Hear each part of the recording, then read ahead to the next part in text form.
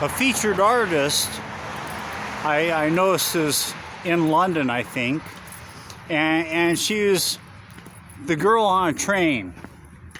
I remember watching the movie, and she is saying that some authors want a book you put down after reading a page and you think about what was written. And then there are other authors who want to write a book that you just can't put down. Both books are great to have because you want a book that you think about and all these different things depending upon what the book's about, right? So I'm listening to this audiobook. I'm almost 5 hours and 15 minutes into it. I started to listen to it yesterday. So it's one of those books that really, really intrigues me. I really like this audiobook. It's by Lisa Scottoline. I'm probably saying that wrong. I'm sorry, Lisa. But it's a really, really good book. And like I said in another video, when I first started the book, or maybe I was a couple hours into it already, I really like how they created it, because if I've gone to a book club meeting once and realized that, oh, well, this is not really for me. But in listening to this one book and combining what I want to do about teaching kids and parents together about insight and foresight, about cause and effect, I started realizing, you know what? This book is the first book I thought you could do such a meeting with a book like this, because I'm listening to it, and as more characters are introduced, I started thinking, gee, you know what? Could be this person, could be that person. I don't know who's responsible. I don't know the motives, nothing. I'm like, I gotta find out more. So in this, Lisa has done an incredible job of writing, including, now I didn't really understand how language shapes perception and views and even culture. But in learning about all these things, I now realize that even the names of the streets are like triggers for everyday people in life. Anything that represents or is a symbol can be reflected upon as to something in their life. So street names, if you're into numerology, the numbers used will become a trigger, making you think, oh, well, this person's birthday, and then all of a sudden you're triggered to think about the people in your life whose birthday might be on that day, or might be that important, or something.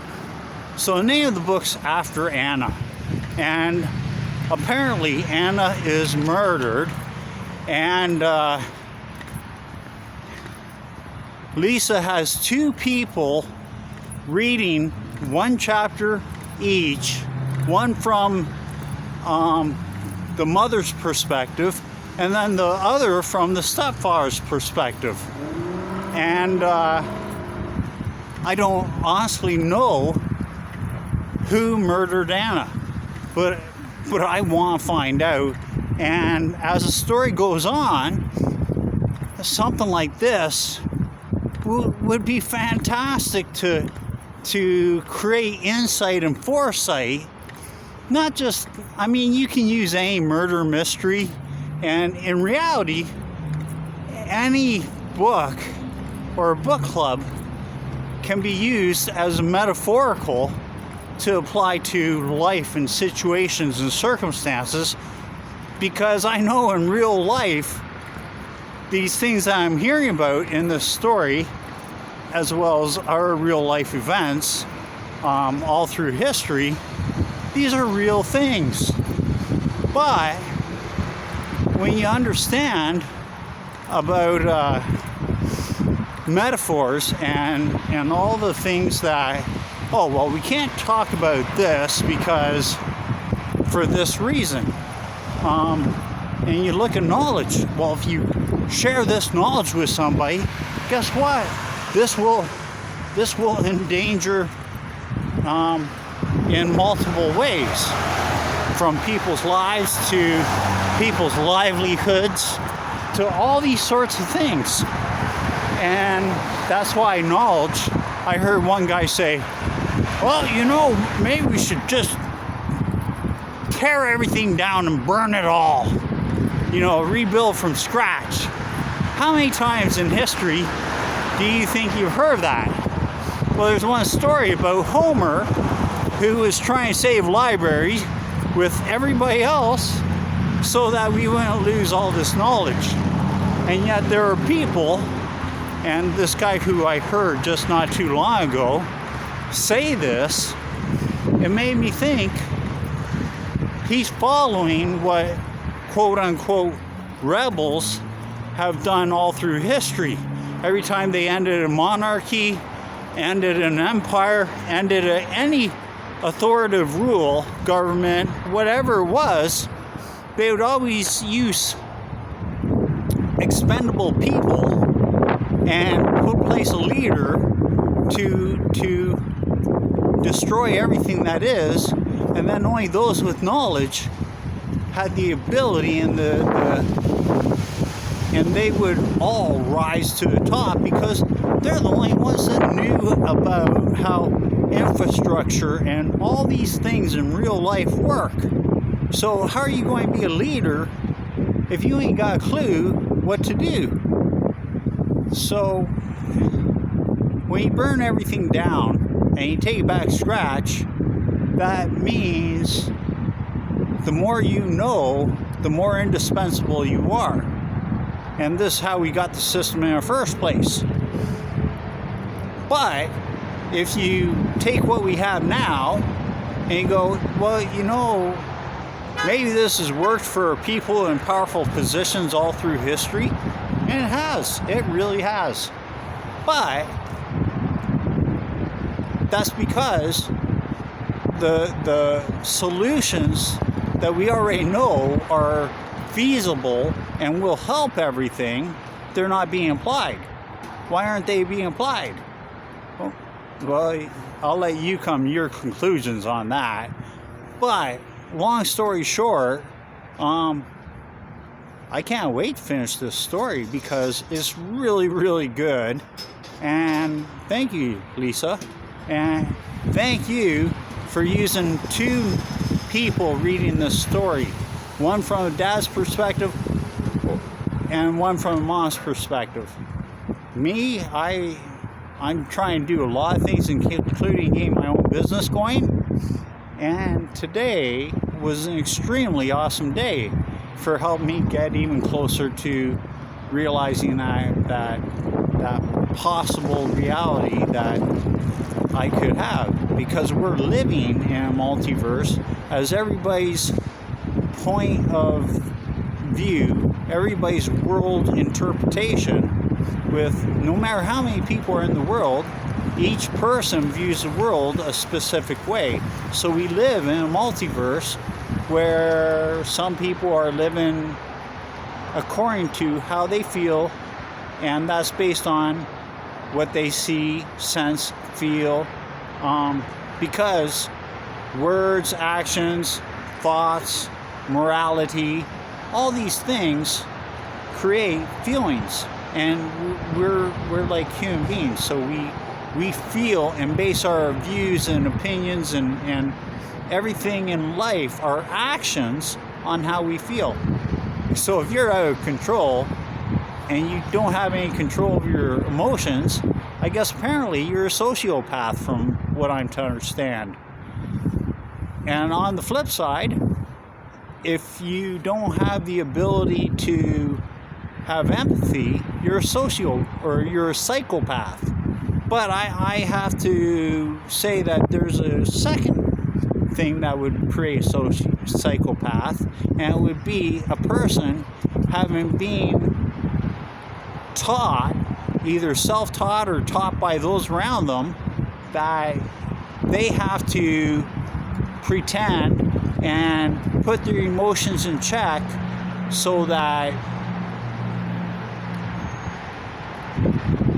they are not controlled by their feelings.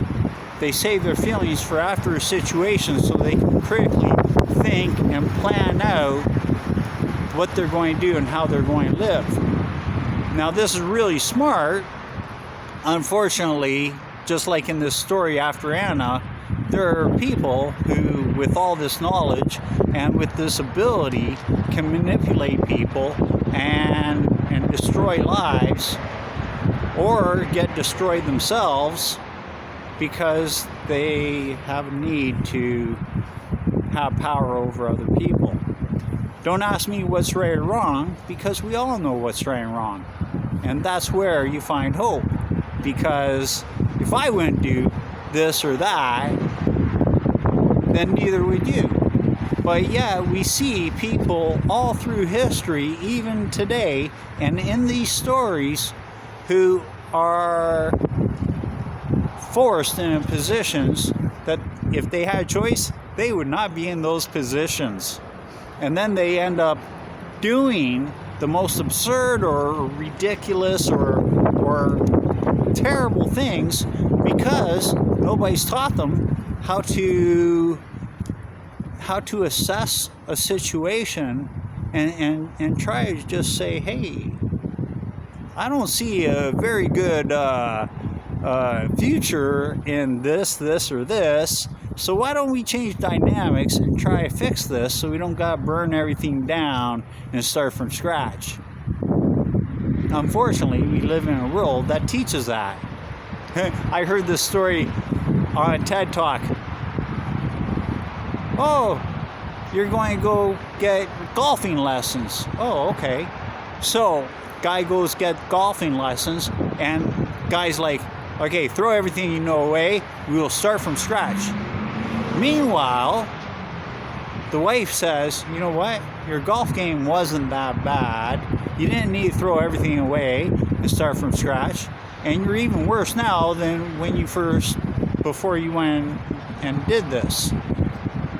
I would recommend you take all your best abilities and powers and knowledge and combine them with whatever situation you're in. If you're in bad weather, if you're in good weather, if you got water, I'm not a golfer, so I don't know all these terms and language, but there's the sand traps, the wire traps, maybe the big grass traps. Anyway, the whole point I got from that TED Talk was you don't need to learn everything from scratch. You just need to learn how to apply the solutions that will make you a better golfer. And I think that applies to everything in life.